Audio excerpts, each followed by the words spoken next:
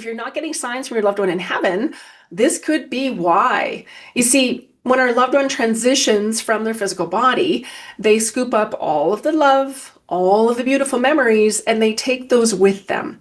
They kind of go through a filtration system where any of the lower thought forms, anger, resentment, blame, shame, any of those lower emotions do not go to the other side with them. On the other side, it's all unconditional love.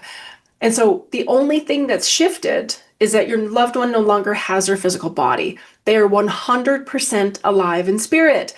The soul is eternal. My soul is eternal. Your soul is eternal. Your loved one's soul is eternal. And so they're just continuing their soul's journey on the other side. But they're so very much a part of your world. Like right now, when you think of your loved one, it's like sending them a text message. They get the notification and they bring their energy closer.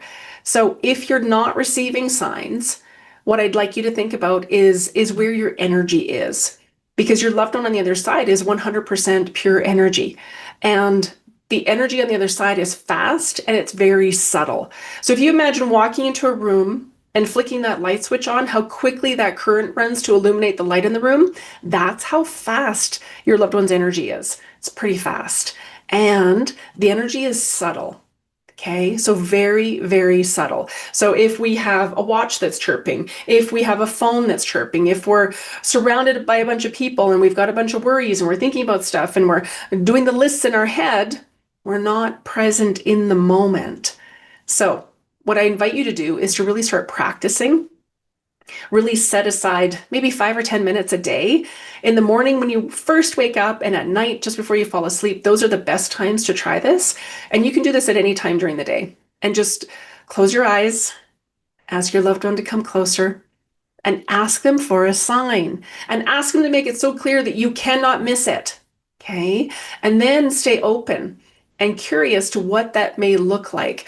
Some of the more common signs are dreams, butterflies, birds, dragonflies, hawks and eagles. What else? Music, phones, anything with electronics, phones turning on, turning off, music playing, your loved one's favorite song, the TV turning on and off in the middle of the night. Repeating numbers is another one. You may smell their cigarette smoke if they were a smoker. You may smell their perfume. You may hear someone. You may think that you just heard your loved one. You may see someone that looks like your loved one. I know that I see so many kiddos that look like my son Jack. It just blows my mind. It literally blows my mind. So those are just some of the more common signs, okay?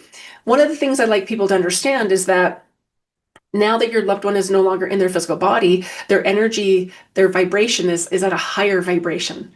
Okay, it's at a higher vibration. So they haven't forgotten you. You're not doing anything wrong. So imagine that your loved one is at the vibration of love. And this is from the consciousness scale by David Hawkins, if you'd like to Google that to learn more. So they've measured all of the emotional states. The lowest is shame at 20. Grief is at 75. Love is at 500. So if we're still deeply grieving, our vibration's a little bit heavier. Okay, our loved one's vibration's a little bit higher. That's it. So as you continue to move through your grief, heal your heart. Okay, you're gonna raise your vibration, and your loved one can come down a little bit and click into place with you. And then it becomes easier and easier to make that connection.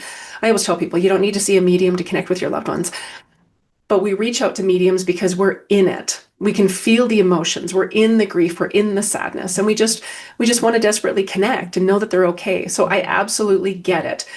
But in time, you're going to pick up those signs. You're going to know what those signs are. Every Monday on my TikTok community, we pick a sign to practice with spirit. And we pick a sign. And what we do is we'll say, angels, loved ones, guides, show me a butterfly. Thank you. And keep showing it to me so I know it's you. And then when you see the butterfly, thank you, more please. And it just starts to expand your energy field. Signs are so important in my world. I always make sure that everyone from their sessions knows what their signs are from their loved ones, because knowing what that sign is, knowing that this butterfly is from my son Jack, it raises my vibration. And it'll do the same thing for you. When you know what those signs are from your loved ones, it's going to raise your vibration and it's going to help your heart to heal. So drop me a comment below. Let me know what those signs are. And if you'd like to come and hang out with me, November 20th is my next Evening with Spirit. It's a Zoom event. Depends on how many people are there. I can't read for everybody. We could have 50, we could have 200. I never know what the numbers are. But if you want to come and be in the energy with me and receive beautiful, beautiful messages and guidance and just know that your loved one is going to come closer that evening, all the info will be below. And I send you all of my love.